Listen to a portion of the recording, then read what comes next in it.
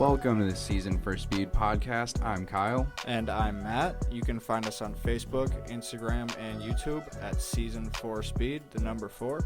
Please follow the podcast on Spotify, subscribe on iTunes, and leave a rating and review.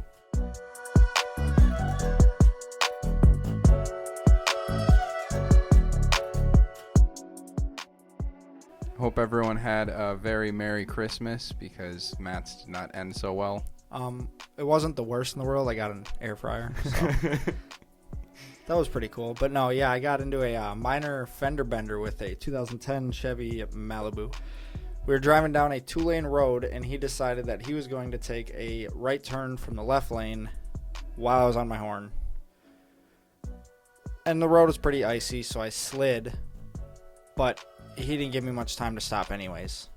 Yeah, and you basically just slid sideways into him after he cut in front of you. You essentially T-boned him, slid around, smacked him with the ass end of your car, and his excuse was that he could hear you, could hear your horn. Yeah, he flipped his blinker on, and I laid on my horn immediately because he was trying to come into my lane where I was, and he still just moved over in front of me. And as soon as he got out of the car, I was like, hey, man, what the hell was that? And he said, well, I heard your horn, but I didn't see you, so I just kept going. And I was like, you think when you turn your blinker on and you hear a horn, that's because somebody's occupying that spot. At least it wasn't that bad. Still was able to drive it home. You're still driving it around. You're going to be driving it around for a couple more weeks until you can get on the schedule at where I work and get it in to get fixed. But it could have been a lot worse, but still a very shit end to a Christmas. Yeah, it was not fun. I mean, it's fixable. It's also drivable. There's no mechanical damage or anything that affects the way it drives. It's just the front driver's side quarter, the bumper. Yep, dinged up fender and a quarter, and that's about it. The bumper you get to wrap in there, which is really nice. You get a brand new bumper out of the deal. Yeah, because it broke. You get a new headlight out of the deal, which was, what's your other one? You looked at the price for another one because it has a bulb out? Yeah, well, it doesn't have a bulb out. It's just yellowing. It's weird. Okay. The passenger side. But a brand new headlight, like OEM from just like any online source, is like $1,500 or $1,600 just for a headlight. So the other one's not worth replacing because of the little yellowing. Yeah, not at that price. The funny part is that the other headlight is the bad one, not the one that broke. That's the sad part. So I get a brand new headlight, but that headlight was fine. That was already fine. Yeah, I didn't have any issues with that one. I mean, it sucks. It's definitely like you can see it. It's like, hey, you got an accident. You're missing a little grill piece from the. I'm not. It's in my back seat. Right, but broken out. It broke out. I'm gonna try to stick it back on there. Just Well, I hope I don't have to drive it around for 2 weeks before it's busted. It'll probably be a couple weeks. You think so? Yeah. I mean, at least another week because we have another short week here with the holiday. Yeah. So I'd imagine at least another full week driving it broken, and that's sad. It is sad because I have to look at it every day. Yeah. It's still an S4. It still drives great.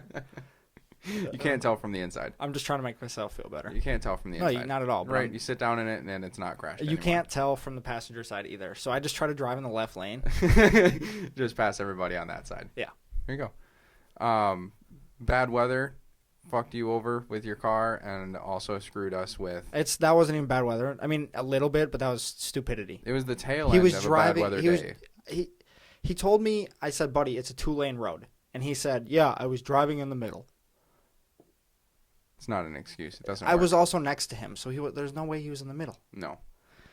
So stupid. It screwed us over on cars this week. We had a few more scheduled for what we were going to drive. We had a 2013 GS 350 lined up, which ended up getting a snowstorm on that night, so we weren't able to go drive that one. Hopefully we'll be able to reschedule with that owner and get into that one, which, again, next week looks like snow again, so probably going to have to pass on that one. No, it's going to be 37 on Monday. Is it Monday going to be nice? Yeah. Might get in it then. But it just snowed again today, so we need everything here to melt and not be looking like shit when we still got a test drive in today, though. We did get a test drive in today. We got an S8 in today. That one was not expected. That one got on the schedule late after we also had a 2004 S4 cancel on us because of weather. So the list was a little short this week. We're just comparing an automatic 2013 S4 that we drove last week, and basically comparing that to Matt's manual car.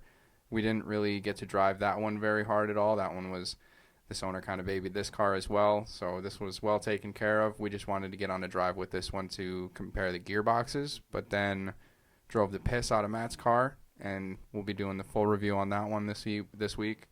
Along with the S8, I mean, it was snowing and shitty out today. The owner said have fun with it, had a good time with it. That'll be a good review. Next week, we are actually lucky enough to have a relationship with one of the salesmen at White Bear Lake Ford, and they're going to be allowing us to come and drive some of their vehicles. He's actually the owner of the Mazda Speed 6. The Mazda Speed 6 that we reviewed. Yep. Justin Mauricio is his name, and he is a new and used car salesman at the Ford dealership, and he got us in with the GM there that's going to be allowing us to take cars out with him and test drive what's on their lot.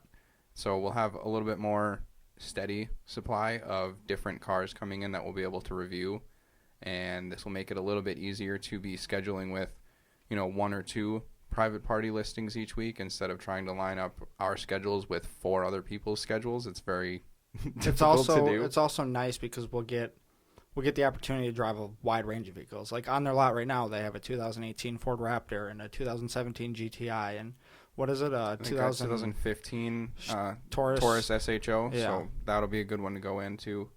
We should be getting in there one night next week and having a couple of those cars on our show next week. So look forward to that.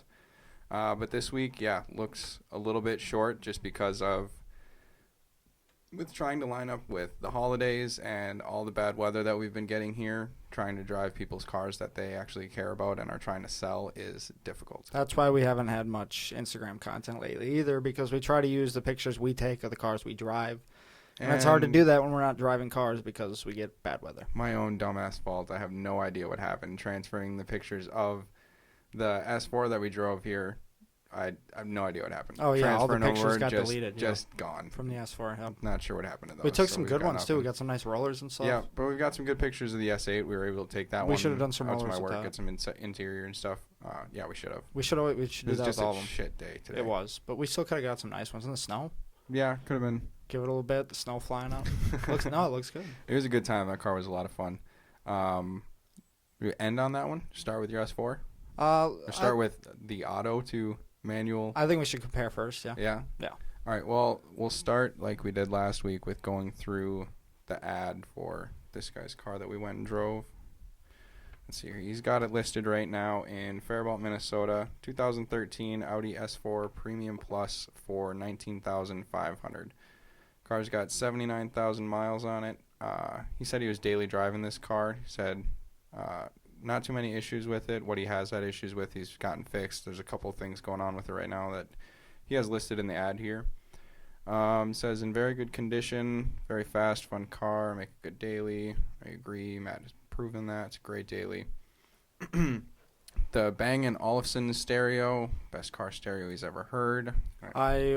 Listen. Well, we don't know about all that. That's blown 2 speakers. I have blown 2 speakers, and honestly, I had the 2016 Maxima, and that sound system, I could turn that thing all the way up, and it was. But the other thing is, I'm used to really good sound systems. Like my Accord, I had a $4,000 sound system in it. Like I'm used to high quality, so it doesn't really do it for me. But it's not a bad system. It also depends on the type of music you listen to. If it's bass heavy, I don't think the speakers can handle that as well. No.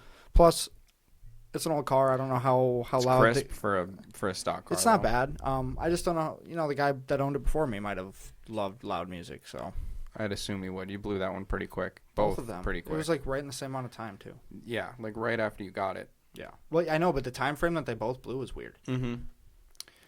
It says in here he's got new all-season tires that he put on end of last winter. Water pump and brake pads changed in the last couple of months. Interior's in good condition, which it really is. The interior on this car was still extremely clean. It was really clean. It had 80,000 miles on it, and it's perfectly clean. But that's how yours is, too. It looks great at 80,000 miles. Yeah. Well, mine has 7,000 less than this one, so they're pretty damn close. I thought when you bought it or what you're at now? What I'm at now. What are you at now? 72. Oh, I thought you were at 82. Okay. No, I'm at 72, okay. 200. Okay, so yeah, still looks good with the extra almost 10,000 on there. Yep. Let's see what else he has on here. It says sits lower than stock. He did not know what coils are on there, but they are somewhat adjustable, ride height at least, not compression or rebound. Well, what was it? We didn't. I don't think we checked that, did we? No, we popped the hood. Doesn't have. Oh yeah, we did. Yeah. You can adjust the height on him. He hasn't really fucked around with the height on him too much. He scrapes a little bit here and there. The car didn't rub at all going over any bumps. Like, there was no tire rub, so that's good. Unlike your fucking Maxima.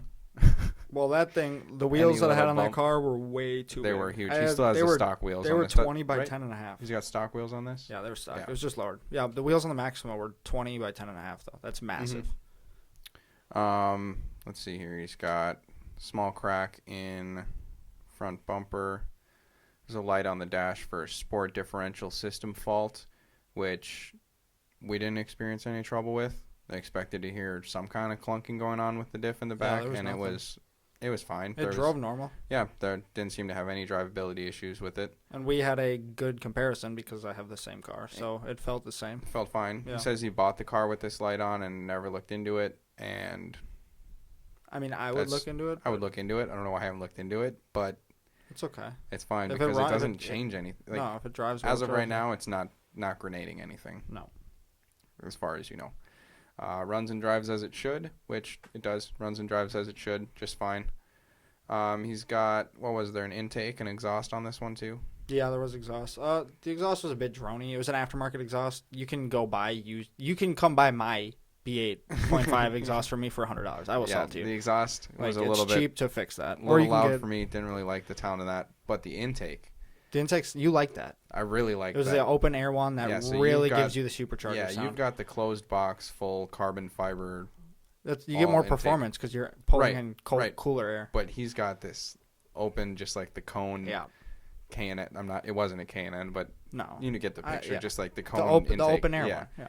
And it sounds amazing. I could literally take the top off my box and it would probably sound like that. Do it. I don't want to. Do it. I don't really like that sound. What performance are you losing? 4 horsepower? Doesn't matter. I want all of it. The sound is great. I'm not a huge fan of it. You get a nice, like in yours, it's a pretty muted little whine from the supercharger. That. Yeah, but you do still kind of hear it. Yeah, but my exhaust sounds so good. I want to hear it. Yeah, the exhaust sounds much better on yours. Yeah. And it's not drony. The and intake vibration-y. was just beautiful, though. The supercharger whine from bottom to top was just awesome. I love the sound of his intake. It is cool. Other than that, yeah, the exhaust, not a fan of. That's the rest of what he's got in here for his ad. 19.5 seems like a pretty good price. I'm looking around at other shit with similar miles, and it looks like to get below 20,000, you pretty much have to be over 80,000 miles. So he's getting pretty close to the mileage. He's getting pretty close to price. Most of them going on here are 22 to 24,000 with that mileage. You get over 90,000 and you start to see more with 20,000, 19,000 for sale.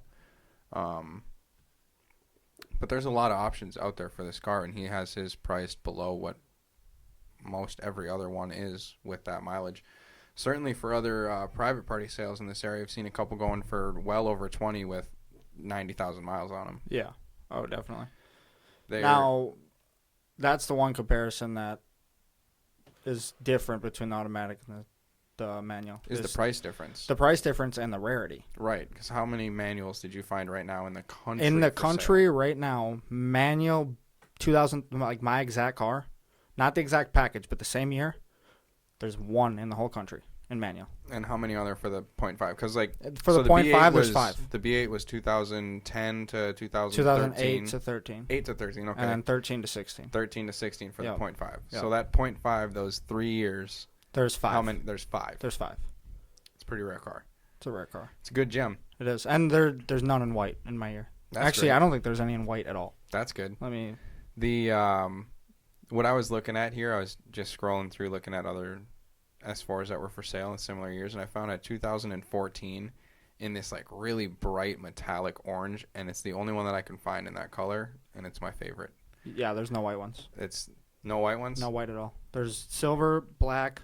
The blue is super cool. That's my favorite color. I like the blue with the black accents. So there's 3 blacks, a silver, and the blue. Okay. And the blue is 38,000 with 38,000 miles on it. That's a gem. It's a lot of money. It is, but it only has 38K on it. But that is a lot of money. It's The only 20,000 miles less than what you bought yours at. I suppose that's no. so It's that's about 2/3. 30. It's about 30. 35,000 less than what I bought mine at, but it's $10,000 more. Yeah, that's a lot. That is a lot. It It has quick. it has the nav package and everything. Okay. Mine doesn't have that. Which his had. That's what I think the updated screen and dash is. If you pay for the nav package, nav you get. package? Yep, I Okay. think that's what that is. We'll get into that when we get into the interior here. We'll start with let's just start with the transmission, and then we'll go back to doing our little breakdown here of how we want to do it. Let's start with just straight up the manual to the automatic. Manual all day, every day. I would definitely want this car with the manual. The thing is, with the automatic, it is technically faster, quicker, but you don't notice it at all. You don't feel it. That's what I was excited to feel is, does the car actually feel quicker with the automatic than the manual? And it doesn't. The only thing that is different is the shift time, and it doesn't make the car feel any slower. No. The car still Because feels you're just as having- fast. Still 0 to 60. In still my opinion, 40 you're to having more 80. fun driving it. Oh, absolutely. Yeah. The automatic, having said that, is a good automatic. Oh, absolutely. And this car with the all-wheel drive and that really good automatic makes for a great daily. The shifting speeds is actually noticeable depending on where your foot is in the throttle. Yeah, that part was kind of cool. I didn't notice it as much in between, like, comfort to sport mode. That difference wasn't as apparent to me as it was if you were partially on the throttle. Quarter just throttle kinda, to 2/3 throttle. Not even two. No, maybe 0 to a half is what I was feeling. Okay. And that was just kind of cruising. And if you were using the paddles, click. It was a little bit slow. You'd wait. You'd get a shift. It's still quick, but it's not that snap of the DSG that you want. Yeah. But then when you're actually getting on the car and you let the revs go up a little bit, and you grab your paddle, and it's fucking lightning quick, really fast, Super And fast. It was it seemed easily like, comparable to the dual clutch in BMW. oh yeah, and it seemed like much more of a difference based on where you were in the throttle compared to what mode you were in. Because in sport mode, you could still just be putzing along and grab your paddle, and it still gives you a nice slow, really smooth, nice shift for just cruising along. But then once you get on the car and you grab for a shift, your upshifts are really fast. Yep. It snaps you into that next gear, and you're right back into power. The car, no surprise, still has the same low-down torque that's amazing that your car has. Oh, of course. It's the same car. The car doesn't even really ask itself to downshift when you give it throttle in automatic mode. It just gives you power and starts moving. Yeah. You really have to get into it to want it to downshift. In the automatic, yeah. Like you really have to get into it to want it to downshift. Otherwise, it's just giving you nice steady power for over half. That's what I like about the manual is you control that. If you want to downshift, you can downshift no matter what. You don't have to get on the throttle to do it. Yeah, that's the great part about it. Yeah. We don't. So we can talk about Matt's car, more of the driving dynamics of the car, because we could actually drive the shit out of it. We pretty much just took this guy's car down a straight highway and then turned around and came back just to feel how the transmission felt. Let's go back out and just do a full review on the car. Let's start on the outside here. Okay. Well, hold on. Let's probably because the list is shorter. What don't you like about the car? Manual or automatic, just any point. You know what? I did not dislike the automatic in the car. Because it has an option of a manual. Yeah, go for the manual. Yeah. But if you have this car in an automatic, I really didn't have anything bad to say about it. The downshifts were really fast. The upshifts they snap you into gear. The transmission changes depending on how you're driving it, which is very nice. Yeah. It's a really good automatic. It is. I really liked the car with an automatic. I meant the car as a whole. Like, what don't you like about? Oh, I have many things I don't like, and we'll go through each of those individually when we get to the exterior and interior and whatnot here. That's fair. Well, let's talk about the best thing about the 8.5 is the updated lights. The updated lights are probably and the bumper. Yes, it's a little more aggressive. The updated headlights and tail lights being more sleek down, and the bumper more LED. They look more modern. Yep. LED. Honestly, the headlight change makes the car look 5 years newer, in my opinion. Absolutely, it actually keeps it looking like a new car. I don't think the B9 is what Yeah. they're on now, or that would be 10 already, something like that. I know the B9, the one after mine. I don't think they look as good. I don't think they look any different. I do. I think the line is a little bit more swooshy on the It's a little more fender. geometric. Yeah, I don't dig it as much. But your car still looks that modern. Yeah. Like, I don't think that they got any more. I have new people looking asking with me all the time B9. if my car is brand new. Yeah, it looks new with Yeah. those headlights. The B8 headlights, like what were on the S5 that we drove, It looks like a car from 2010. they're a little bit more big and bulky. Yeah. Your bumper, you also get that nice chrome slit going across your fog light fake vent. That's still fake even in the updated versions. Yeah, that part's bad. That's one of my gripes, is this car being all about performance and being top of the line and blah blah blah, and it still has fake fucking vents in the bottom of the bumper. I understand that. I Just- do understand I that. can't do it. And they just have those giant fake plastic cross cut. Like what's broken out of yours. There you go. We should cut a hole in the back of your bumper and then not put those back in. You can just know what I rock could the do? broken bumper Listen, with a functional. If I bought real vents, would you guys put them in on the new bumper? Sure. Do they make that? Yeah. Do you have to replace the liner? What do you mean the liner? The wheel Just liner. that plastic, please. Oh, maybe. Well, yeah, because you got to have a hole through the liner. That liner is sealed up all the way No, down to your bottom. my vents don't go into the liner. There's like behind that, there's like hoses and all that other shit. It goes right into the engine bay down there. Well, yeah, where that air needs to go. The air going through the bumper there is meant to go through your wheel and out. Oh, I know. So you need to cut your liner, or you need to get. I mean, if you find a vent kit that comes with liners with the cutout, I'm sure that'd it's be cool. expensive. I'm sure it's very expensive, but yeah, we'd love to do it for you. At that point I would do it, but I'm just saying if I bought them before the new bumper goes on, Yeah, well, that'd be cool. it'd be sweet. I say get rid of the fake vents. I will at some point. If you can find a way listen, to do it, do it. There are things that come before fake vents, Does the like R- wheels and Does the tune. RS4 have fake vents? Or can you retrofit like an RS4 bumper if those have real vents and then get the same liners? Because the liners will fit out of an RS4. Yeah, they should. I don't know though. I don't know if they have real or fake vents. I haven't even Do you seen think one. I want to go buy an S4 bumper? Because insurance ain't gonna cover that RS4 bumper. Well, no, but like you could just, no, never mind. Don't do that. But in the future, I'm saying, not right now when you're fixing it. Oh, okay. When you're ready to fix the fake vents. Yeah. The big brakes up front are very noticeable. They make the smaller brakes in the back look more noticeable, but they look great. They fill out the front wheel real well. They're huge. I don't know if you can, but I want to take the big brakes off the front of another one and put them on the back. Put them on the back. I bet that's I bet an easy you could conversion. do it. Yeah. I bet that's doable. I would think so. Both your guys' cars have tinted windows. Looks really good. Mine are like black. Yours are much darker than his. I like it. But It looks good with the white. It does look really good. The roof line on yours, it's noticeably higher than the S5. Yep. And you definitely feel it when you're sitting in there.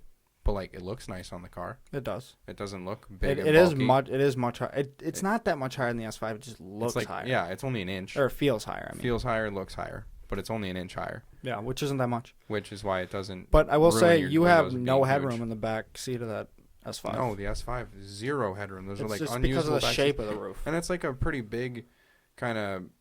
It looks big, but it's not that big. It's not. Yeah, you're right. It feels smaller, looks bigger. You don't get as much cabin space as you'd like in that. That's what you think you're going to be getting, especially coming from the S4. I would like to really drive one of those and see if it performs any better than an S4 or if it's comparable. Well, I want to do one with the same engine too, with that supercharged 6 instead of the 8. Yeah, I just mean like really driving around corners and stuff. See if the smaller car, lower roof Actually line feels a makes lot a difference. different, Yeah, yeah. I'm curious. Let's see. You got actually real badging on yours because it's not fake, and I feel like the S line has more S line badges than yours does S badges. I have one on the side. I have a supercharged badge on the side, and I have an S4 badge on the rear, and on my steering wheel, and that's it. You got sill, You can get them in the grill. You have sill plates. What? In your door. Oh yeah, You I do. have those, Yep. and they're on the seats. It is in the headrest of the seat, but it's not too much. It's subtle No, because it's not. Yeah, it's no, not it looks big nice. in your face. Is it on the shifter too? Nope, shifter just has the gears on top of it. It's on the auto shifter though. The auto shifter. Yeah. Okay. I thought that was a little corny actually.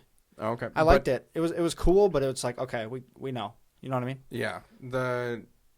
We'll go to the interior. The shifter on his. So he's also got The nav package. The nav package, so he had the Bluetooth audio and all that. Yep. He had the updated. The screen looked better, looked newer. It did. And they had the controls down low. And the center gauge cluster, he had that screen was different too. But yeah, the controls again where I like them down by the shifter on the center console. That had it, even though it was the same year, and we thought, okay, maybe it's the difference of automatic to manual, but the manual S5s keep it on the bottom. So it's just the manual. The manual S4s do too. I was looking on these listings. So what I think it is that halfway through 2013 they did some type of update. I have not been able to find like confirmation on any of this. Like I've looked so much on the internet about it, but my thought is like partial way through the first year of the 8.5 they did an interior update because for whatever reason. Because we know yours has the update because you have the steering wheel and the lights. Yep. And my VIN shows up as a 13. Your VIN shows up as a 13. So it's not like somebody just slapped a bumper on there. Exactly. Or didn't slap in lights and a steering wheel. Yeah. Those things are updated. Yeah, the everything else is switchgear and stuff is not. But I've seen other 13 S4s with the same interior as mine. So what I think it is. But aren't there older S4s with the controls down on the center? There's an older S5 that has it. No, I'm saying the 2008 to 2012 S4s. They might. Where's the controls for there? I wonder what's up with.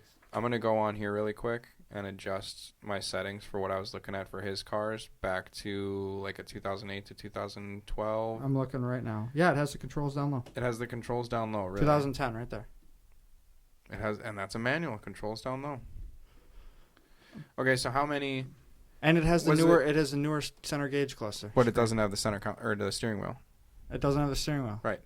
So what is that? What was? It's got to be the nav package. It has to be the nav package. Does the B8? Do all B8s have the supercharger? Yeah. Yep. Because the switch over for the S5 would like halfway through their cycle went from the V8 to the supercharged 6. So all B8s have the supercharged 6. Yeah. Okay, so look, hold on.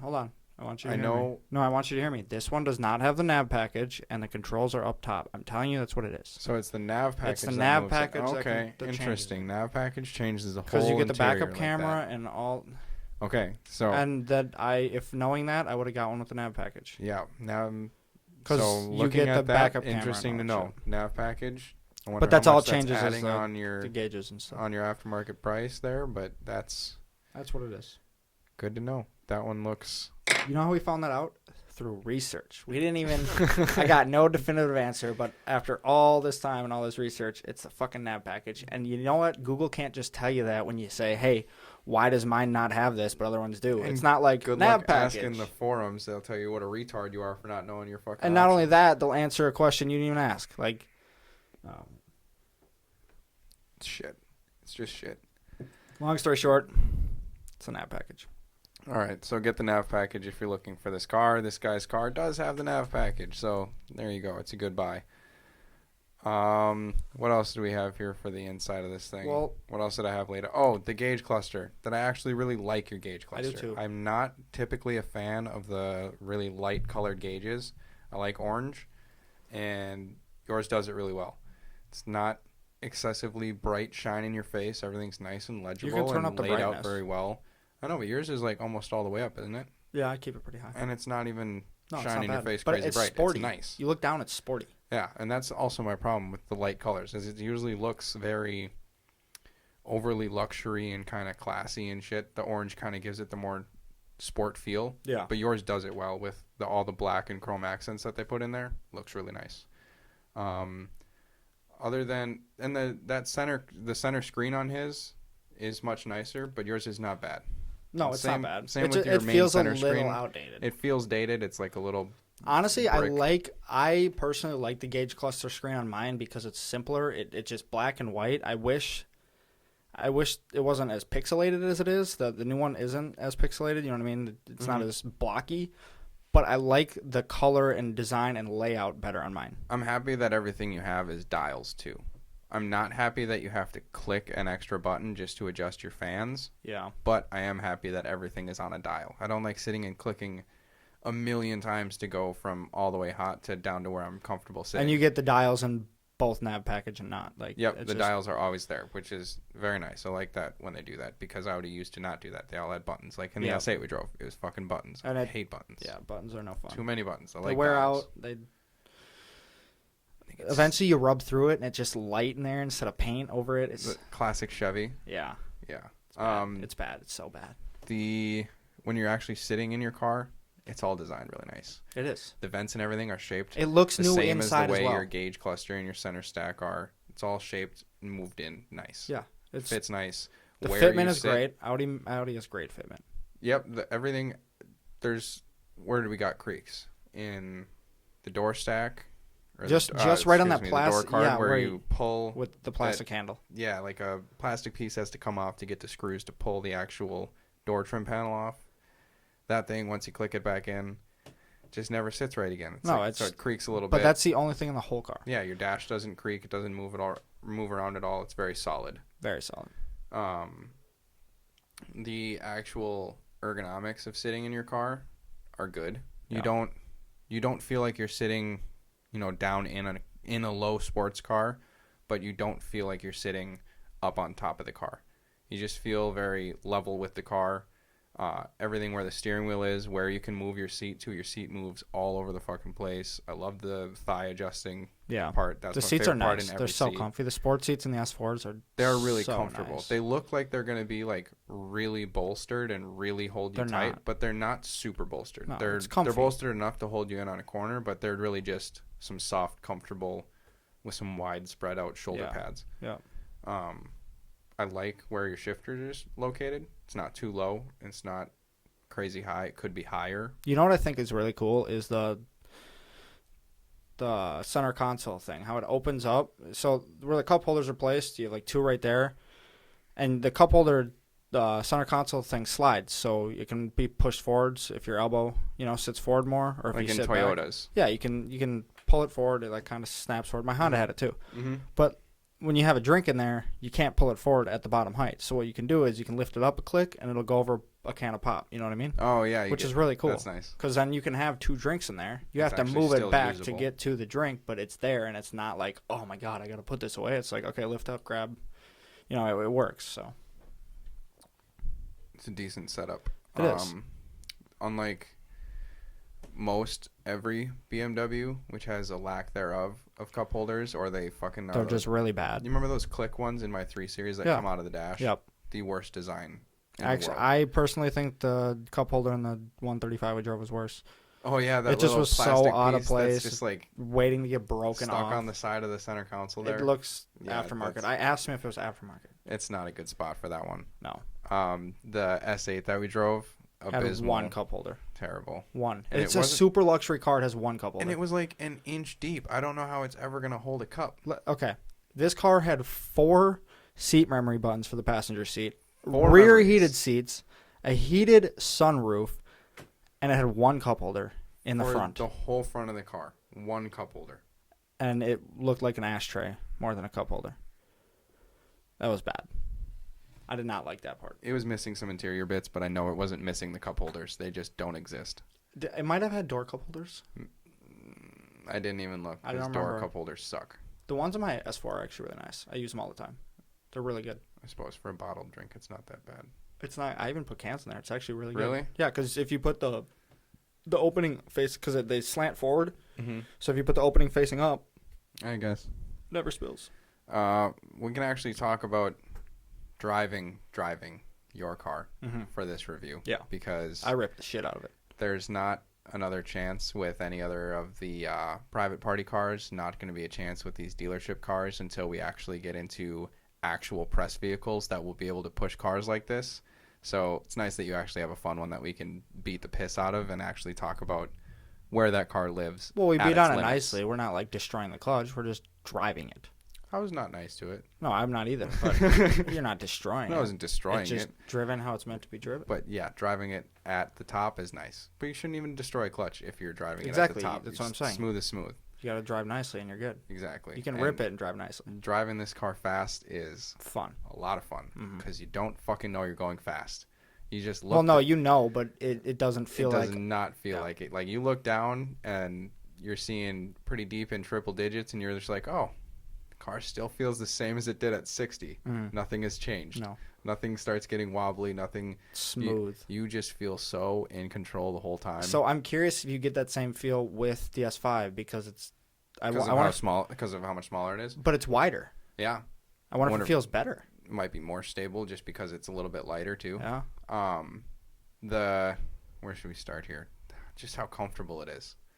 How comfortable your car is just cruising down the road. Mm-hmm. It felt like the S8 that we drove felt like really like it'd wallow over. I felt like I was driving. If I bumps. didn't look down at the badge, I felt like I was in like a 90s Buick LeSabre. It was just very smooth, kind of wallowy roll over the bumps. Soft suspension. Your car, you can feel that the car is eating each bump, but it's eating it so well. It's damped so properly that it's an extremely smooth ride, even when you're on pretty shit roads. Yeah.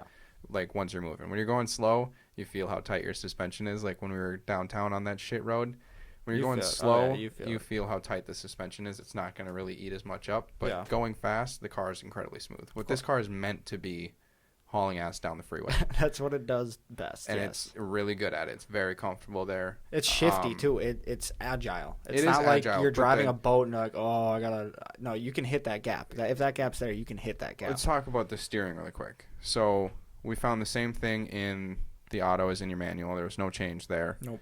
It has a little bit of a loose dead spot at the top, at the very top, just where you're first starting to turn in. It's not that it's completely dead where you're turning the wheel and it's doing nothing. It just takes, for the first bit of input, it takes a lot of input to get the car to really turn in. But once you're actually turned in and in a corner, the more and more you turn the wheel, it just starts getting really tight, and it takes less and less input and gets more and more responsive as you're going through a corner. So diving into a corner, you lose it a little bit, and that's where it wasn't as, agile and crisp feeling as, like, say, just go back to the 911, like that tiny little car we drove. That thing had the craziest turn in where it's not a small track car. It jumps right in. Yeah, it's not a small track car. Yeah, it had that little bit of dead zone at the top, but then once you're into it, how tight the steering gets and how progressive it is fantastic. Yeah. You're not getting any response through it. It's numb. You're not feeling every bump through the road. You're not feeling what your tires are going over. Not really. It's very numb feeling, but you're very in control. Once you're in a corner, it's very tight coming out of it too.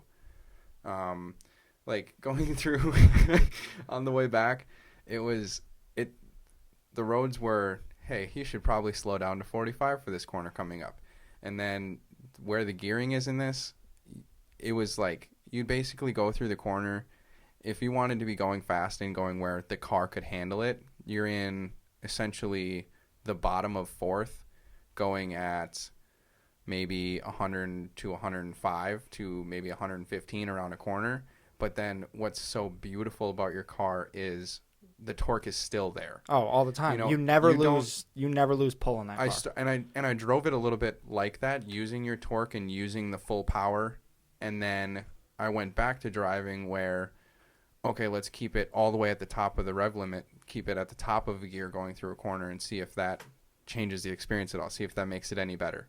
Okay, well, now you're slowing down to 95 or so to stay in the top of third to go through that same corner, and you're still getting the same amount of power and the same amount of torque coming out of the other side at the top of your gear as you would being in the middle of fourth. Yeah. So why not just go faster on the corner, be in the middle of fourth, and still get all that fucking power. You'll pull out of the corner as well as you would. Yeah. And I think that's where your car is really going to separate itself from the V8. Because in the V8, you're really going to want to be back in third all the way at the top and getting all your power coming out of that corner. That's what I love about your car is the power delivery. It's you never lose it. You never lose the power. You never lose it. It's always there. From you the didn't bottom believe of me the gear until to the top. No, I was like, it has to die off at the top. You had me show you that one day, and it doesn't die off. I was like, you have to get to the top of a gear, and it has to just lose its shit. No. It's got to die off until you grab another gear and get all that torque back in it again. It's top to bottom. It's like 500 RPMs to fucking... The V8 that we drove was so progressive of no power down low, and it got more and more and more and more and more powerful. Yeah. Grab a gear, and you get a little torque, and then more and more powerful. Yours is just power right here at all times. The sport mode in yours pretty much just changes. Like, we didn't notice really any change in steering feel. We noticed only very minimal change in throttle feel. If there even is a change, you know, it could be the placebo effect. It could be, but it felt like in comfort mode, you'd put in between a quarter and 3/4 throttle to really get it to shoot up in the revs and get it to start playing and have fun. No, in yours. And get it to have fun. And then you put it in sport mode, and you were getting the same response at a half throttle at a quarter throttle. So you're using, I felt like in sport mode in your car, you're just having to use far less throttle input to get the same output, to get the same response. I never drive my car in sport mode, ever. Because even in comfort mode, you don't need a full pedal. No, you have to set your foot on the pedal and you're flying. Yeah. That's it. You don't rest your foot on the pedal and you're moving. The difference between a half throttle and full throttle is nothing. So minimal. It is extremely minimal. It's pointless. Yeah. I'm never full throttle in that car. You don't need to be. You just putz around by just putting your foot in the gas into a quarter throttle or less even sometimes. It's crazy. You're just I never drive that car. I never change it from comfort to dynamic. It's a ton of fun to cruise around like that. Mm-hmm. I put it in sport mode where you turn the traction control off because then you can slide a little bit. But when you're in comfort or dynamic, I don't ever change that. I just keep it in comfort. So about sliding, your car right now, it's on some poo tires, but they're winter tires. They do all right. Yeah, but they're like halfway gone. They're probably a little over halfway gone. They show through a little bit, and so does the weight of where your engine is. Because correct me if I'm wrong, but your engine is all the way in front of the front axle. Yeah, it's way up there on the Audis, on the S's. That's what Audi's like. They're known to have that engine way up there. On all of them?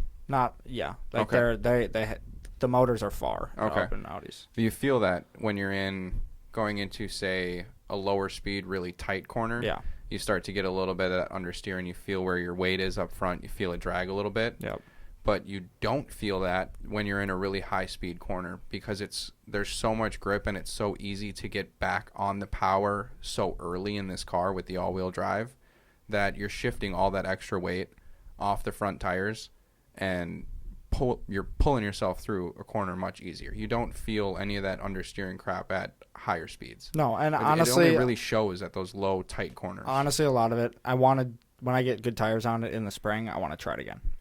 And like take you know how that roundabout, you hit it going pretty fast, and it was just a lot of understeer, just slid straight. But when I get nice tires on it, you know, it could be. I think that had a lot to do with it. I'm sure it'll make a difference, but I want to know how much of a difference. It's not going to be a Porsche going around the corner, but it's going to be better than what it was, especially if I lower it, you know, get some, you know, chassis bracing and stuff.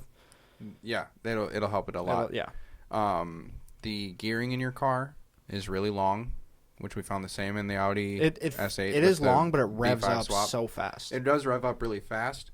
The gearing is like first gear up to maybe 30?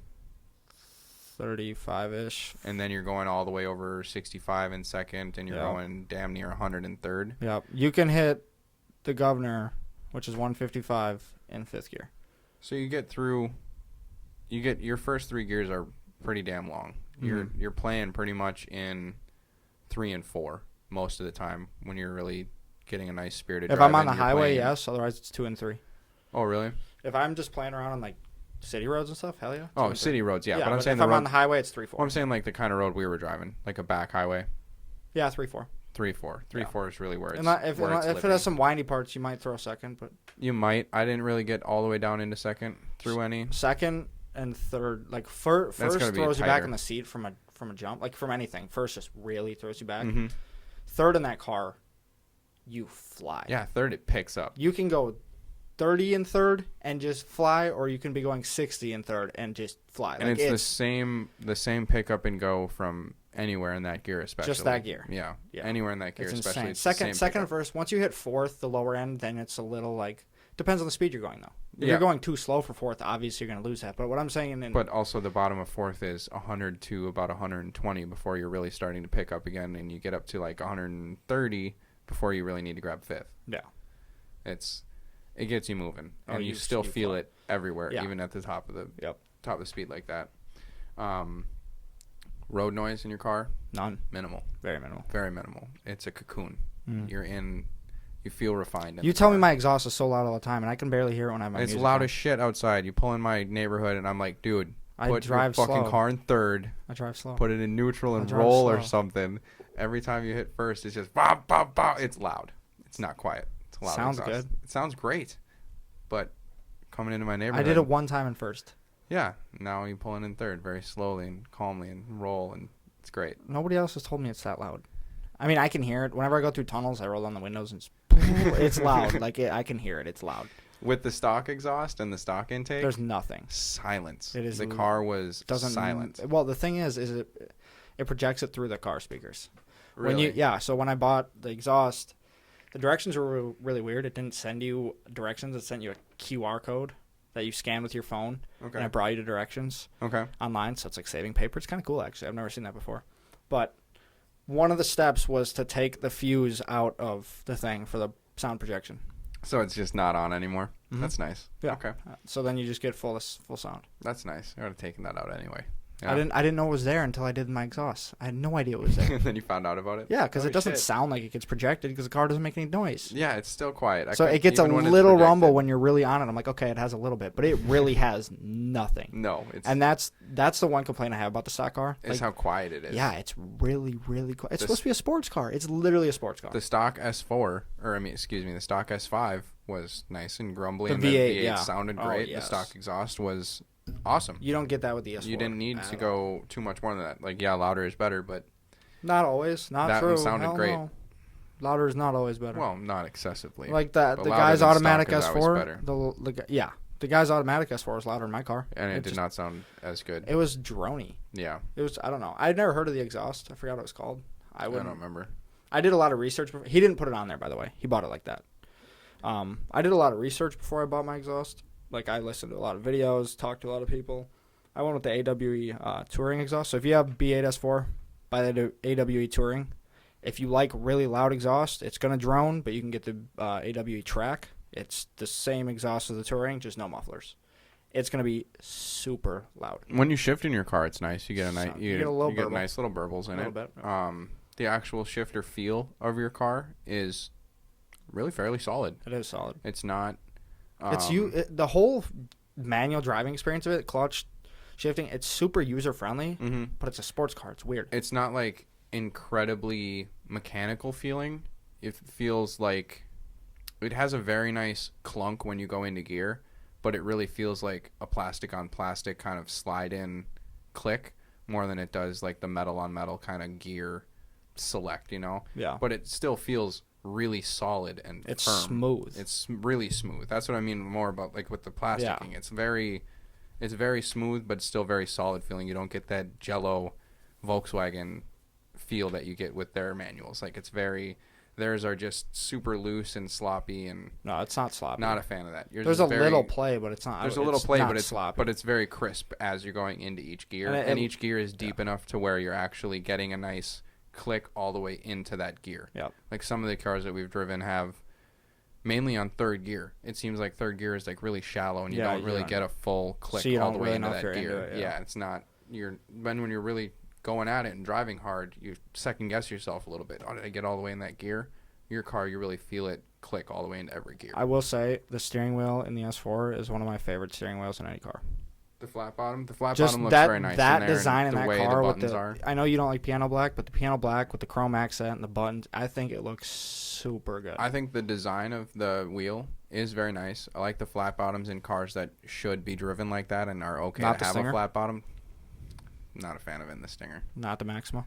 Definitely not a fan of it in the Max. The steering wheel wasn't bad. It was sporty, but it's not a sports car. No, it's not. It's not. It was out of place. It It was was. not good there. It was cheap. It had a little chrome piece, and it was Yeah. completely plastic. I think if you replaced the piano black on your steering wheel with Carbon. carbon would be fine, but just something else, even like just a plastic black, not piano black. See, I like the piano black, but Would it looks even be more better. luxurious. I just hate piano black more than anything. That's okay. I just can't deal with it. I think you hate hard plastics better, but it kind of is a hard plastic. I do hate hard plastics too, but yeah, it is. It's like a designy hard plastic, kind of. There is such thing as too much piano black, but I think my car does it well. Yeah, yours I don't doesn't hate it. That's the yours thing. doesn't have an abundance of it. No. The center stack is kind of It's filled subtle. up with it. It but has some of it, but it's subtle. yeah, it's not the worst. And then you have nice chrome, and then you have the added on aluminum package where Yeah. you get those aluminum accents, which is nice because it's It is. real aluminum. It It's is, not yeah. plastic shit feeling. And the thing is with piano black, though, I think what covers it up in my car so well is that my interior is all black. So it's not like, hey, here's a shiny ass black piece That's sitting true, right here. sticking out against If like you had a a cream or Yeah, beige exactly. interior. If you had that and you got the Mhm. shiny black piece, it's Mhm. okay. That looks cheap. Like those stick out so much, like the what is it? The Bug, which has painted interior pieces. I think Minis have those too, but the Bug is what sticks out to me the most. It has painted interior plastic pieces, and in some of them they are just black like that, and it's Awful. it's terrible. It's the worst thing to look at. If I had to just break your car down on an analog or numb car, I'd say it leans more on the numb side, but at the same time, that doesn't really matter because of how fast you're going in that car and how comfortable and smooth the damn car is. It is so much fun to drive, though. It is. It's you don't know, you don't have to push that car very hard to have a lot of fun. No. Everywhere in the power, every gear, every speed, every corner you take, it's fun at any speed. Even when you take a corner at 105, 110, yeah, it's a lot of fun. It still feels that fun at 60 when you're just cruising around the corner. Yeah. Because the steering still gets just as tight. And you're not going to line up next to somebody and get toasted very often. It's very often at all. Not. I can't. So let's think of under that price range. What else is all-wheel drive? So let's say 25 grand under. I bought mine with 64, so under 70K for Right. 25 grand. I'm okay with having rear-wheel drive and That's fine. snow tires in the snow. You prefer all-wheel drive. I You love like to all-wheel just drive. absolutely be able to fucking hoon anywhere, no matter what the weather is, Yeah. which is fine. That's It is great, fine. and that's awesome for a daily. Yeah. So for your position, because there's many cars that are rear-wheel drive. I am that going are to in track that this price. car, though. I'm Right, going to right. tune it, track it. It's going to be that. Where I'm going with that is there's many cars that are rear-wheel drive in that price range that are faster. But if you add in There's there's a few. but if you add in the things that you really specifically wanted for your car, Yep. which were manual, modernism. all-wheel drive, a modern interior because you like to have a nice cush interior, you like the amenities of electronics and shit. So maybe think newer than 2008. Well, I would say something new. Let's say because- same year. Oh, Like there's okay. or near. Older, nothing newer. Nothing newer. Let's say nothing Okay, newer okay. than that. Yep. Okay, nothing newer and go back maybe 5 years because we got in that S5 and it felt just the exact same. Felt Yeah. just as new. So we'll go back to 2008. Yeah. And that's where your car started anyways with True. minor updates. But except for the exterior. The exterior Yeah, looks with newer. the lights and stuff. Yeah. So That if plays you- a big if you part. start there and actually plug in what you wanted for a car, which was the manual, all-wheel drive, the modern like that, what else compares? Okay. Amenities, all-wheel drive, all that stuff. Not performance. There's a few Beamers, of course. Right. There's a few Mercedes, of course. Right. There's a few Lexus that And probably there's- even fit that bill. But then you add manual into it. You add manual into Now it. you have then eliminated Lexus and Mercedes Yep. entirely. So it's BMW You have a few BMW and options, some niche cars out there. and you have a few random strays that could maybe fit the bill. I mean, yeah. I can't put the STI in that bill because it does No. not fit the refinement of it is what not you're getting. luxury. No. No. So if you're actually looking for something with that level of refinement, you're pretty much looking German, British, Yeah, there's some. That's it. It's a niche. and finding something out there that's all-wheel drive with the manual. You're definitely not getting a top-of-the-line performance BMW until you get brand fucking new. Yep. And you're not getting a There's- Mercedes with a manual. to put You're it also this not way, getting a top-level Mercedes with all-wheel drive. The top competitor for all-around performance and refinement, in my opinion, is a 335 that you can get for that price. I 100% agree. Years, mileage, everything comparable. It's a 335, and I would take the Audi over it all day. Why is that? I prefer Audi. At that point, it comes down to a bias thing because they are essentially The they perform BMW the same. BMW is essentially same 0 to 60. Yep. You're getting turbos instead of supercharger. Mhm. You're getting inline 6 instead of V6. I don't know. I see. You know more about BMW than I do. You're still getting. That's what I'm going. Are they? That's what I'm going down the I was list. going to here. ask a You're question though. getting- Are they as reliable? Yes, if you're going same year. Okay. So if you go a little bit older than yours, if you're going back to 2008, no. because you're looking at the N54, which is the twin turbo instead of the single scroll. And let's keep in mind, and there's that's less reliable. one car for sale in the country the same year as mine, and there's 1,000,000 335s. No. Okay. There's not 1,000,000. There's a lot, though. But so finding one that's optioned the way you want it would be just as rare. You think so? So you would All-wheel want drive? one. Yep. So you're gonna. I don't even have the nav package, though. Right, but in order to even get a screen, you have to have the nav package. Okay. So in the BMW, you're looking at finding a 335 Xi, not just the I, which is a little more rare for the 335. You're looking at a manual, which is obviously more rare than the dual clutch that was in it. You're looking for the double hump, which is the screen, which is going to have your Bluetooth audio and all that shit in it. As you speak, I'm going to look this up right now and see how many are for sale in the country. And then where you're really going to get tight is looking for one with a sport package, because you're not going to want the flat seats that were in it. You'd get the same seats that were in my 325. Remember how flat those were? Yep. You're going to want a sport package, so that's going to add another difficult task there. And then the only bonus that you get with BMW is that you're going to have a choice between a coupe and a sedan. I had a question, but I figured it out. Okay. Okay, so it says... Trying to get the right packages here. That doesn't matter. Some of them are hard to option in. Okay. Yeah, I'm just trying to find this nav package that you're talking about. Yeah, it's not going to be the easiest thing to find here. No, but if I do, does it have Bluetooth audio with the package? I believe so. Yeah, it's navigation, right? So if I just hit navigation, it should show up. Yep. Okay, and then we do okay. There are 8 of them. 8 of them. Okay, see? Not a lot. And I bet if you really start looking through those... I'm looking at the miles. There are none under 70K. Okay. There's one at the exact miles about... Oh, no, there's not. I bought mine at 64. The lowest mile one here is 73. But the thing is, the price difference is fairly You're up on power. I am up on power. The price difference is really similar. No, I'm saying the BMW is up on power from yours. Yep. Oh, okay.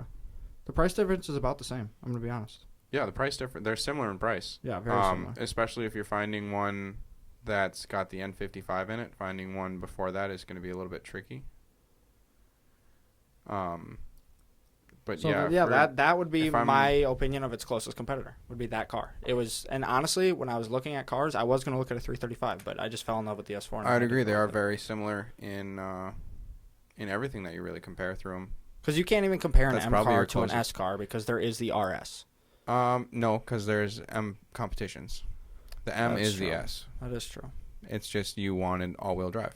Yeah. And that's a killer for all M cars. Because they don't have until the new ones. But M cars do perform better. They're faster. Yeah. They are far more analog feeling. Yeah. They didn't go away from the... So, like, if you would have went with the 335 instead of the S4 also, you would have got a hydraulic steering rack instead of your electronic. I personally am an Audi fan, just the styling, and that's basically what it came down to on these cars. Yeah, that's fair enough. And that's what was available, and you found one that's rare as shit. There's not another one in the country in that color. No, exactly. And there's one. The funny thing is from what I've seen, and not that they're worth more because they're not, but they're more rare without the nav package than they are with. There's one without the nav package, and there's a bunch with. See, that's interesting. For the M3s, everyone wants the nav delete. They don't want the double hump. They want the clean-looking dash, like in my 325, where it just had the little radio in the middle. Yeah. Everyone wants that for the M3s. Just cleaner look. Mm-hmm. And because the iDrive system is just a hassle and it's outdated and it has electrical bugs and blah blah blah, so you just don't want it. Just eliminate those issues. That S4 that we drove, I know Audi has electrical problems sometimes. Like, I know they're notorious for it. And he had that updated dash, and the first thing I did with all that, the updated, like, dials and everything with the nav package, I turned his volume dial in the center stack, and it didn't work. Oh, no. And I immediately thought, good karma right there. I don't have that issue. Like, something just made me think updated interior Audi electrical problems. You know what I mean? I like it on the bottom. I see what you're saying. If I had the newer screens that it has, because I like the layout. I'm just talking about just the placement of the buttons. I know you do. Yours, so like when you have yours on there, now you've got 2 dials perfectly even with each other for the HVAC, and then you've got your smaller volume dial way up in the corner, and then you've got your big adjustment dial down in the bottom. When you move them down to the center, now you have just your 2 HVAC dials, nice, evenly clean. Yeah, your DVD thing is big and bulky and ugly, and that hides way better. but the actual looking at it of 4 buttons that aren't lined up as opposed to 2 buttons that are lined up. No, and then mine 2 that are are lined lined up up on the bottom. Mine Not all aren't. 3 of them. You got 2 in line and one's dipped down below it, and then your volume one is way up in the corner and way smaller. Yeah. When you put them down on the center, they're a little more lined up where you're actually out of line sight from the center. So like if we go in and look at where his are on the bottom here, he's got this one off to the side, and you've got one down here to the bottom. Yeah. All right. We've done a full hour on your S4. Should we move on to what we have? We drove this week. Yes. I was trying to find the exact dial. So just driving today. This was one that I was really excited to drive, and one that not a lot of people will ever get the chance to drive, and probably not one that we will ever get the chance to drive again because they're extremely rare. Yeah. Not only is the car itself starting out very rare, this is a 2001 S8 sedan, so the D2. This is the first iteration of the S8. This one had the 4.2 liter V8 in it, and it came in the United States, and I believe even in Europe, it only came with the, I believe they call it, what was it, Tiptronic? No, that was Tiptronic was the that was the Porsche. I don't remember what they call it in this one, but they all came automatics. They all also came with a perfect bolt-in solution for the B8 S4 6-speed manual gearbox. Is a direct bolt-on with a couple little pieces. I found it. You can do this conversion yourself for around $5,000. This one already has it done, and it was done pretty well. The clutch felt good. The shifter felt good. It moved the center console a little plastic piece around a little bit. Little R&D needs to be done. Figure out a better plate to put on there. But this car was fucking awesome. It was super cool. There's only one other D2 S8 available in the country right now for sale that I could find. One. And it's country. obviously not a manual. Obviously not a manual. This swap hasn't been done yet. This one is sitting in pristine. It looks like pristine condition at 137,000 miles. This one, we'll talk about his seats later. This one is optioned with the sport seats instead of the luxury seats. The luxury seats are actually far more rare, but I would want the sport seats. I would too. Just because this one's automatic and it's white. You got to think of it this way though: is like the S8 is like. In its day, the base price was $75,000. It's an executive car. It is the top of the line flagship car. Yeah, a lot of these guys aren't driving this thing around like it's a race car. They're like business executives who want the cushy, want the best. Yeah. They just want the best, so they're going to put the luxury seats in it, and that's how this one was optioned. This one's optioned with a really awesome red interior that's really not cool. Like a scream-in-your-face bright red. Well, he said the interior was swapped, though. Oh, right. Because it was destroyed. Even though that's the way it shows up in pictures is scream-in-your-face bright red. It's not. The actual...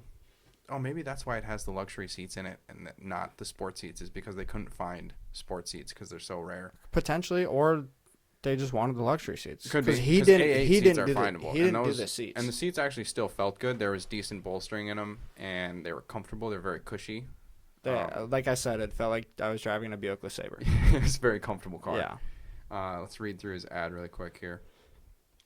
It says, maintenance done recently. He has oil change 300 miles ago, manifold gaskets, throw-up bearing, fresh coolant, full tune-up done, new-ish tires, which are no longer new-ish. The tires are pretty much shot on this car. Yeah, he did say he threw the ad up months ago, though. Yeah. He put this up in, like, July, so obviously it's got another full summer, fall, half of winter on them now. Yeah. New brakes all the way around. They still don't feel too bad. They're a little bit soft, but he did have a cracked rotor. Bad. He's got a cracked rotor, but that's an easy fix. I'm sure that's got a little bit to do with it. You definitely feel that. Fresh fluids flushed throughout. He said he's got Apple CarPlay head unit in it. Actually looks really nice. It doesn't look crazy out of place. It fits very nicely. Yep. Cons: steering angle sensor needs to be coded to the car. Wrong color fender and front bumper, which you actually don't notice till you get it inside. But it's noticeable, but then... Well, when we had it outside, it was snowy and it was cold and dirty. Shitty out. And you might see it in a nice summer day. In a nice summer day, you're going to see it, but otherwise, it doesn't really look that bad. No. It's more of like a black compared to the car. It's kind of like this bluish, grayish, gray. Yeah. It looked good. I like the color a lot. It's a really cool color. Says squeaky shifter bushing, which actually wasn't really that bad unless you're sitting there moving it back and forth in neutral, but just going through the gears, you don't hear shit. No. Interior needs some work. Yeah, it's missing a few panels. I think all of the sill plates are gone. The lower kick plate by the speaker is gone. The center console armrest area is gone. Other than that, though, we heard one little squeaking rattle that was up on the driver's side near the dash. But other than that, the car was still really solid and put together. Yeah. The headliner should probably get replaced. Headliner's probably replaced. It needs some work. It needs some work, but he's also selling this car for $6,300. It has 180,000 miles on it, which is pretty high miles, but this car is I just can't get over how rare these cars are. We had one in my shop last year, and it was in really, really clean, nice condition, and these cars are just fucking awesome when they're up and running properly. Yeah, they are very cool. And especially in manual. It was a nice conversion. It was a good conversion. Like the way that he had the shifter boot and everything coming out of the center console was really clean. Yeah. It didn't look like he just fucking hacksawed a square in there and shoved this through there. It looked clean. It looked like it was supposed to be there. It did. I can complain about the horribly ugly fucking shifters that Audi and Volkswagen use. Volkswagen continues to use that terrible design. Audi stopped using it. Like your car, you don't have that giant... No, yeah, the big ugly one. Like you have a ball at the top of yours, but it's not the size of a cue ball. Like it's huge. It is really big. Don't enjoy that. But it fits nice. It sits nice in the car. He's got half of the wood trim taken out and replaced with carbon. And they were different carbons. Different carbons. So there was a lot of wood and carbon and black and red. The interior could use some... The interior needs some work. Like the panels, everything fits nicely. It's not matched. Let's say you could put $4,000 in this car. I think after $4,000, you'd be in really good condition. And then you have one of the only manual S8s. One of the only manuals that you're ever going to see. In the United States. Yes. I'm looking at the white one right now that's in Colorado. That's in just beautiful condition with 50,000 miles less, yeah. But this one's going for $9,000. You could get his car up to that level for... These cars really don't get that expensive. No. And then even in this one, which is in pretty rough condition for what it is... It's still running and driving. You can still get in the car and go. Oh, you can still go pick it up and drive away. It drove really well. And these cars don't drop off too much. The $3,000 tank, like, you'd be expecting this car with this many issues with the interior and the brake lights and all this shit going on with it. You'd maybe expect a $5,000 drop off in it. It's really only dropping $2,000 or $3,000 because it's still worth it because it's still so goddamn. It drives really well. It does drive really well. Let me go back over here to my notes quick. I do want now. I wish we had the opportunity to drive an automatic one, and we might not get that for a long time. We definitely will not get that for a long time. I don't know where else we're gonna find one of these. That's why it was so cool. It was a really cool experience to drive this car, especially it being in the manual. It sucked that it was in the snow. It did suck that it was in the snow, but he told us, you know what, go out and have fun in it. And this car is a fucking shit ton of fun. It is. You leave it in second, and you just give it some gas, and the thing wants to go. The thing, it's a 2001 over 4,000 pound car that's meant for... It was huge. It's meant for nothing but Autobahn bombing. Yeah. It's huge, though. It's huge, and it feels huge. Yeah. But it still has so much pickup when you just give it the gas, and it gives you a nice big torque punch, anything over like 3,500 RPM. I'd be kind of scared to take that thing around a corner going 100. No, yeah. There's a lot of body roll. There's a lot of body roll in it. I'd love to... Maybe he still has it when it gets nice out and we get to go drive it again and actually feel what it's like to get into it. On a corner, yeah. But, yeah, it feels big. In a straight line, it feels incredibly stable and planted. Comparing that V8 to the S5 V8, the sound is just not... It's not the same. The S5 was just incredible. Like the sound that you got from the V8 was amazing in the S5. Like it was through stock exhaust. Yeah, through stock exhaust, it sounded absolutely incredible. This thing to me, he said he had it straight piped at one point, and now it has some mufflers back on it. It was straight pipe, 2 mufflers, but it sounded like my Suburban. It sounded like a truck. The exhaust that's on it right now is not desirable. No, I had a '99 Suburban with a really bad exhaust. This thing was clapped. We sold it for $500. It was clapped, and it had leaky, loud exhaust. That's what this thing sounded like. It wasn't the worst noise in the world, but it reminded me of driving my Suburban. Didn't sound like driving a sports car, that's for sure. No, but it's not really a sports car. It's supposed to be. Kind of. At a point. It's Well, what's it competing with, though? what it's good at, it's great at. Going in a straight line and getting to high speeds really fast and then still having a lot of power at high speeds, it does that great. Yeah. I feel like in this car, for what it's good at, I don't think having an automatic would take away from it. Okay, so here's where we're different. You want to buy every single car we drive, and that's fine because you're looking for a car to buy. I have a baseline car to compare everything to. So I get in my car, and I know it's not perfect, but it does everything I want perfect. So that is like, if it doesn't do it as well as, the car I have, then I'm going to nitpick it. Right. I This look at car- each the car a on- little more individually. Yeah, the only thing, I just compare it to my baseline. I don't have a baseline. I compare it of get in the car, what is the car? I do too. On its own, and I do its too. own merits. But I and on compare. its own merits of this car, this specific car of what this car is good at, having an automatic really doesn't take away from What it. I was It was trying cool to, to have what I was it. trying to get at is that I would not buy this car, but it was really cool. That's what I'm trying to get at. Right. I was just saying the automatic doesn't take away from the car. No, I don't- we haven't driven I- an automatic though. We I can't haven't say driven that. an automatic, can't say but I that. can't imagine having an automatic would take away from the fun because shifting it was cool, but again, like your car really long gears and all you're really doing is having fun going in a straight line on this car, going really fast. I just don't think an automatic would really take away from the experience. Like it was cool to have this one in the manual, but I don't think this big cruiser car would be drastically unimproved by having the automatic. To be honest with you, I would say the S4 was a lot less fun than my car in the manual. Agreeable. So I think that an automatic S8 would be also, but I get what you're saying. It's not meant to downshift and take corners and all that type. It's meant to just and that's go. why it was more fun in your car Yeah. to be ripping through the gears and really choosing where you're at and not just clicking a button and boom, you get your gear. It did. The thing is, the yours autos is do a have lot- paddle shifters. Right, and it was good paddles in the S4. But yours No, was... I'm talking about the S8 had paddles. Oh, yeah. It had the old steering on it with the paddles. It had the paddle wheels like the Like the Porsche did. It had Yeah. the button paddles, the ugliest things in the whole Probably world. very slow and sluggish. Definitely never ever use that if I actually got one of these with an auto.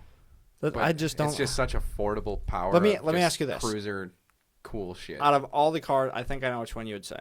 So minus the Porsche. Out of all the cars that we've driven so far, which one would you buy if they all cost the same price? If they all cost the same price. Well, okay, I can't say that because it's 2019 BMW. But if the 135 was comparable to the price, if I could get a 135 for 10 grand, like you could get an S8, the 135 all day. That car was awesome. Okay, you wouldn't take the S5? No, I don't think so. But see, okay, so the 135 and the I like S. the hold turbos. on. The 135 and the S5 cost the same. Yeah, and I think that between the S5 and the 135, I'd go with the 135. You're crazy. I think I would go If with you, the I think 135. if you really got an opportunity to rip an S5 versus the 135, like we didn't get a rip either of them. I think if you went, I think I'd still like the turbos more than the V8. you think so? Yeah, like I'm really a fan of V8s, and that's why I'm putting one in Well, my car. okay, let's put it this I chose way. not to go because it's just as easy to put like a 2J in my car, and it's similar cost Yeah. to put in. It's actually way cheaper to go 1J and go with a big single turbo, and that's getting an inline 6 and a turbo, and that's like what BMW is all about. But I wanted to go the route of having a V8 in that car. So I think in my position, again, see now I'm taking into account of not just the cars. I'm looking at what I would fit more. But let's So not if talk I about what you if I could fit. take Let's what talk I about the fit car. more, I think I'm still, if the 135 is in a manual, I'm still taking the turbo smaller car. Okay, let me That's put it- rear wheel drive. That's fair. You lose a lot of speed. No, Yeah, the 135 is not. I promise you, it's not. it does 4.8. The 135 did. Oh, yeah. I thought it was like 5.3. Look it up quick. It's okay. Well, so He did have some aftermarket stuff done to it, he had so some that aftermarket would stuff done, yeah. yeah, it'll add a little bit, but I can't imagine it'd be a drastic change. Also, though, so you get the S5 for the same price. The S4 was actually also pretty similar. So you can get also with the 135. So just the base does it in 4.7. the 135, 135. to 2012, It's 4.7. really? And the 135 IS that you can get, which is a bump up in power a little bit, it's getting you a little bit closer to the 1M, is 4.5. Okay, so they're quick. They're quick as shit. They're lighter. It didn't they're feel like it smaller. was that fast though. We didn't really get a rip. We didn't really get to go into that one real hard at all. I didn't realize they were that fast. Yeah, they're quick and they're tiny. They're That's great. probably why they're that quick. And I like the rear-wheel drive over the all-wheel drive. That's fair. I just prefer it. That's fair. Because you don't really need all-wheel drive that much. It's nice to have it as an option. I just like all-wheel drive. I just like it. Yeah, I know you do. It's just I like the feel of it. preference. I like I like the feel of the rear-wheel drive a little bit lighter in the I do want a car I can slide. Yeah, that's another big part of it. It's a lot of fun. But I'm not trying to slide my S4. That's the thing. That's my daily.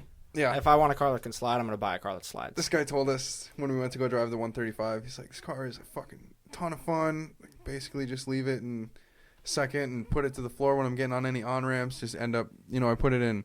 It has different traction control modes where you can go off, partially on, where you can get kind of sideways, and then fully off. He leaves it in the partially sideways mode, and he just says he's just ripping sideways down all these on-ramps, getting on the freeways and shit. I'm like, I'm sure it's a blast. That sounds like a lot of fun. Sure it is. That's where I want to be. Yeah. So yeah, at that price range, 135. That's fair. Which still is heavily in the running for what I would want to buy. This S8, it would be like if another one like this around the corner popped up at the right price at the right time. Just because it's so. It's cool. It's so cool. What's good about having, why I like cars like that are so incredibly rare and just like special and cool like that is, you can get into them and get out of them at the same price. Yeah. They're always going to be worth the same thing. Yeah. Even if you put. Excuse me. Even if you put 20, 30,000 miles on it in like 3-4 years, you can still sell it for the same thing. So you really just had the experience of owning that car and got rid of it, and you're not out anything. You know what the great part about what we're doing is we get the experience of driving these cars. So I don't need to have it to own it to get that experience. Yeah, one of two things. You don't need to own it to get the experience of driving the cars, and it gives you a better idea of what you do want to own. Exactly. And shows you what is good and bad about all these different cars going through all these different time frames too. Is we're not just driving brand new shit. We're not just driving really old shit. We're driving all sorts of stuff all through the time, and it's a good comparison. And I'll tell you what, the driving feel between a 2001 S8 and the 2019 BMW, the feel of the road was not that much different. No, yeah, let's go through that. So when you're driving this S8, the suspension certainly feels different. When you feel the bumps in your car, you're feeling it absorb them. Yeah. In this car, you really felt like you were just rolling over a cloud. everything. It was riding on a cloud. An 80s or 90s Buick. I will say that until the day I die about this car. It's really just a Have you ever been in one of cloud those? car. Have you ever been in one of those? Yeah. This car it felt great. I know it would cruise down the highway at 100 miles an hour and just be smooth.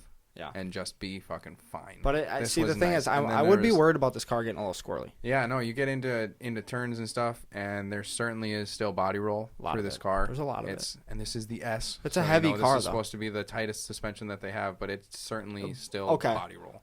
It is an S, but it's the biggest S. It is the biggest S, and it's not meant for corners. How much does it weigh? Now let's look that up. I don't know. The curb weight? It's easily over 4,000.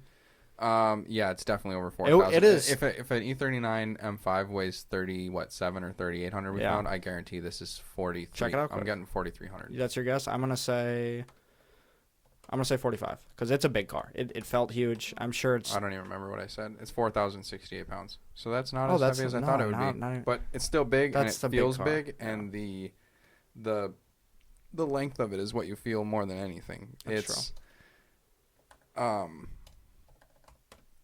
What am I trying to say here? It doesn't feel like a truck necessarily, where you really feel your back sounds like being a way truck. behind you. Sounds like a truck.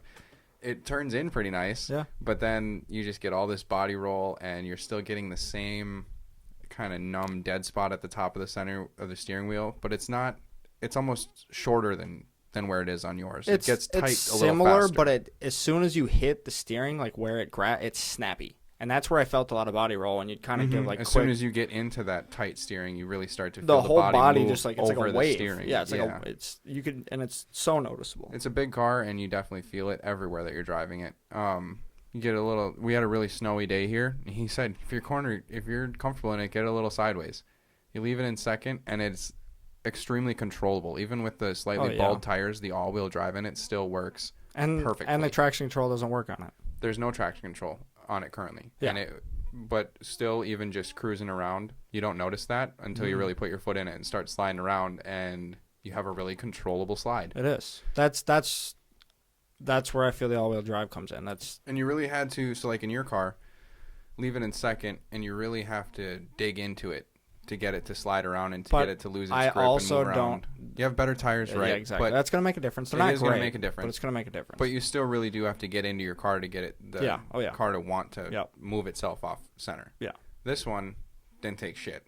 It's a little blip of the throttle if you're in second, moving at maybe 20, and it's ready to go. The thing is, and it could be a ton to do with the tires. My car is really weird with traction control too. Yeah. There's like 2 different traction control settings. You got to I don't know, it's strange. And I still feel like it always has a little bit back. I don't know. It's weird. This has the same extreme lack of low end torque that the S5 had. Yep. You don't get any fun until you're really high up in the rev range. Yep. What else we got? The turning radius on it, abysmal. Well, it's a huge car. Huge. Like your turning radius isn't the best, but this it's not that bad. But this was insane. Abysmal. Yeah, honestly, the worst turning radius to this date is still the Evo. Yeah, the Evo was you had to make a 3-point turn just to get around in any kind of road, even when you could get up on the shoulders. Horrible. That was a really tough one. What else we got here? The gauges in this one, the little center screen in that actually looked modern. Okay. Yeah, it looked fine. It didn't look incredibly dated. You didn't think you were sitting in something that's 20 years old. The gauges, how thick the lettering is a little bit dated on that, but they're still very clear and easy to read out, and get a lot of good information through the gauges there. The wheels he had on this car, off topic a little bit, but the wheels that he had on this car alone too were, worth $1,000 for the price. And he has some nice BBS. Really well. They do fit the car really well. Nice. But you're getting the car for $5,800 and then a set of $2,000 BBS wheels. You know what I mean? Exactly, and it's an S8. Yeah. When's the last time you saw one of these things? They look really good. I'm really surprised that this guy hasn't sold this car yet. I mean, the car is beautiful. So, like, on your car, you get that straight line from front to back. Yeah. And it looks pretty clean, but your car is also, looks a little bit compact, like it's a smaller sedan. The S5 had that really beautiful line that kind of flowed over the fender and up onto the back wheel arch, and it looks a little bit more of like a beautiful design than of what was on the S4. You know what I kind of noticed? You can see like the car's transition from the S4 to the S5 and then kind of into the TT. You can see like the body kind of morph into what the TT currently is. Yeah, you can. It's kind of weird, the transition, but it's... So like the S5, that really beautiful flowing line all the way from the front of the headlight all the way back to the tail light. But it had like good curve to it that actually curved with the car. It looked really nice. Yours doesn't have any curve to it. It's all very flat all the way through. This S8 has kind of the same thing where it's very flat and just kind of elegant looking from front to back. It doesn't have any nice curvature moving through the lines. It's just flat front to back, really clean, really sleek looking car. I think it looks great. Yeah, the car I don't think it looks crazy old. No. I think the headlights from the date front it. end and the grill. But from the rear end, the car looks amazing. The headlights and the grill definitely date it. Yeah. But the taillights look good. You're right. The bumpers aren't. Let's talk about the hood latch.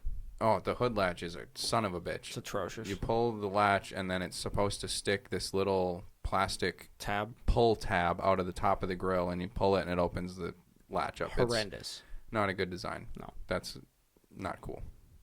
The hood itself is just like any other Audi, a giant, flat, vast space of paint. Yep. Very, very muted looking. But, like, that's fine because that's what Audi's always going for, is that very muted, sleek look. I feel like they never really go for aggression until you get up to, like, the RS models where they really start putting a bunch of aggressive fascia on the fronts and stuff. Exactly. And even then, it's not even the body that's aggressive. It's the pieces. It's literally just changing the bumpers. Yes. They change the bumpers to look more aggressive, but their lines always are just so flat and straight and clean and crisp on the sides. You get into like a Mercedes and they try and flow the whole car from a side profile. That's why all their new cars look like fucking eggs, and they go way up and then way back down, and they just don't. They follow that big curve, like a big D curve through the whole car. You know what my favorite car design, like car manufacturer, like their exterior, Lexus, they do cars so well. Other than their giant fucking grill that they try to fit on every single car, like it fits. It doesn't belong on every car. No, it fits a couple of their sporty cars really nicely. Like but the RCF. Like the RCF, it looks really good. But like it's a good sporty design. It's a ton of airflow. It's fine. Yeah. It's functional. But you don't need that on the IS 250. No, you put that on those base model cars, and all of a sudden you have this gigantic face on the front of a just commuter car. I'm It's just talking not good. the body lines alone on Lexus look absolutely fucking incredible. They do a lot of really sharp, crisp lines. Yeah, I like that. Yeah. I do, and it flows well. They do a good job of it. Yeah, they do. They tie in the whole design pretty well. Like if you go buy a brand new IS 250, It's actually a decent looking car. it looks way better than it performs. You know what I mean? Like they look really, really good. it's When a you see them on the decent-looking car. highway, it's like, hey, that thing's like cool. But if you know what they are, you're like, okay, you know, it's an IS. But if you just see one, they look really good. They do look good. I can't say the same about like an old A4. No, Like they looking look at an A4 from gross. this same body style, the same Disgusting. year, is so old and bubbly and not good looking. Yeah. This still looks nice and sleek and mid 2000s, decently modern. Yeah, If I had to put it between analog and numb, very numb. it's still a very numb car. Extremely numb.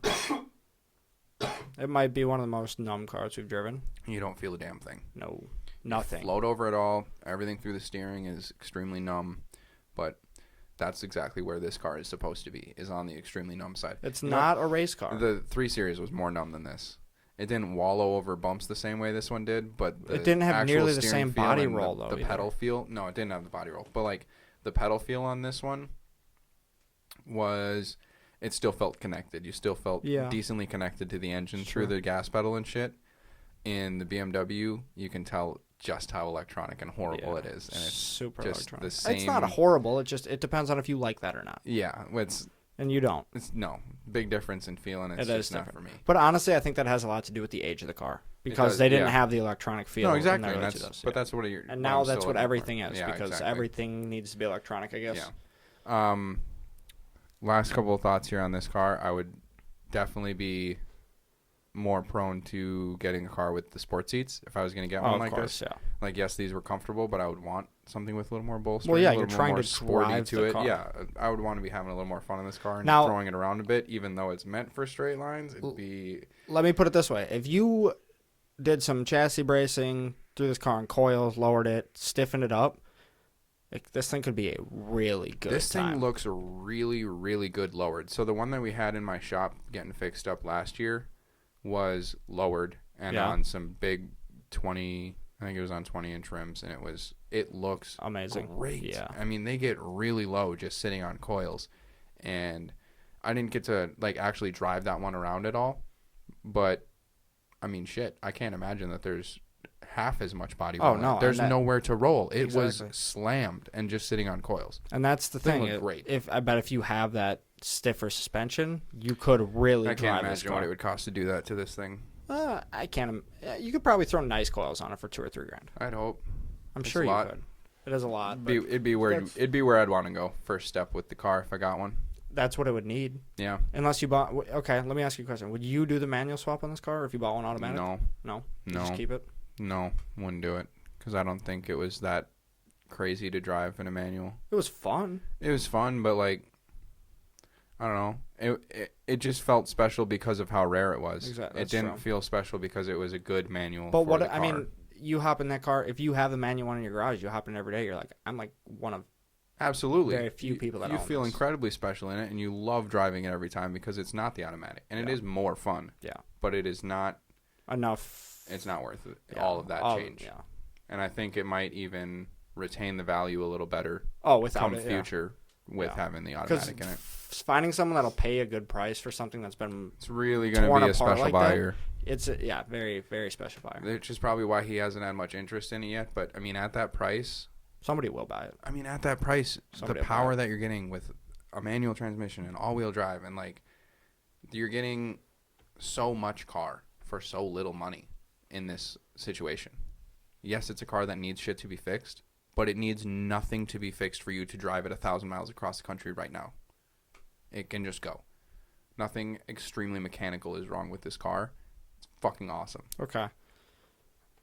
So we've driven a lot of Audis, and we're going to drive a lot more. But we are not a strictly German car show. We've driven a lot of German cars. Porsche, Audi, BMW. It's just what's available. These people, for some reason... Seems to be the people more willing to allow us to come and see their cars. The people that allow us to come see their cars seem to be more car enthusiast type. We haven't had people that are like, yeah, man, I'm just trying to sell my car. Every time we get in a car and drive with somebody, they want to talk to us about their car. It's somebody who's really into their car and really wants to share it with us. Exactly. So we are limited by what's available and what's around here and who's willing to share their cars, but most of the cars we drive are going to be fairly enthusiast driven when it's a private party sale like this, because that's just who's willing to come and let us see their car, and that's who's willing to share their car, and that's who's interested in helping us grow in this community here, especially being in the state. They're like, you know what, you guys are local, that's great. So the more mundane or a little bit less special cars that we'll be driving will probably be the ones that come through dealerships, where we start getting into more of general reviews of getting a more broad spectrum of everything that we could be finding as, you know, this car has a little bit of sporty intentions, or this car is maybe something that's a little bit more common that is a little bit more easily accessible. Another big part of it is that it's winter. That is a big part of it. Winter, people are going to ruin 3. There's a letter, well, yeah, that, but there's a lot of people that have their all-wheel drive cars out and are willing to let people drive them right now. There's not a lot of people that are like, hey, come drive my Camaro, or hey, come drive my rear-wheel drive Corvette, because it's winter. There's salt, there's snow, there's ice. It's 10 degrees. So it limits us to what we're going to do, which I think is something that we should try to transition in and do a couple SUVs and trucks here in the future. And we will be very shortly. We're going to be doing an SUV episode next month, and one of the owners, the owner of the 330 that we went and drove, has a Land Rover for us to come drive. Yep, and the guy with the Porsche said he had a couple. The Porsche 911 has a couple of friends with some nice SUVs for us to come drive. We'll be able to throw my wife's GLK 330 in, or 350 in there. If we need to, we can drive my stepdad's Expedition. We've got shit to drive. We have more episodes coming. Not to mention the Ford Raptor that they have at the lot. Yep, we're gonna hopefully getting into some really nice shit at this Ford dealership, and it's really just nice to be working with these guys and to be getting a foot in the door so early with a dealership, because moving into one dealership is just going to show other dealers that we are responsible enough to be coming in and reviewing these cars and working with these salesmen and working with these sales managers and getting ourselves into new dealerships, showing ourselves, you know what, we can expand, we can move into other shit. Eventually, we will have access to the actual press fleet, and we'll be getting brand new cars. We hope. We're just in the starting process. Like, we're on episode 3, and we're already getting in cars that you may not have ever gotten a chance to drive. Yeah. So we're just moving forward. We're driving cars right now that we will, like, I think the manual S8 we'll never get to drive that ever again. Ever again. I don't think a lot of people ever will. Yeah. It's something that's very special. So that's pretty cool that we're getting into stuff like that. Yeah. All we can ask for you guys is to just subscribe to the podcast, leave a review anywhere you can. Follow us on Instagram, Twitter, like us, help us grow, help us get into cooler stuff so we can give you guys better content, keep coming out with cool content. Feel free to write in, give us ideas, ask questions. We love the viewership interaction, and we want to keep growing. So every share counts, guys. Thanks very much. Have a nice day. Bye.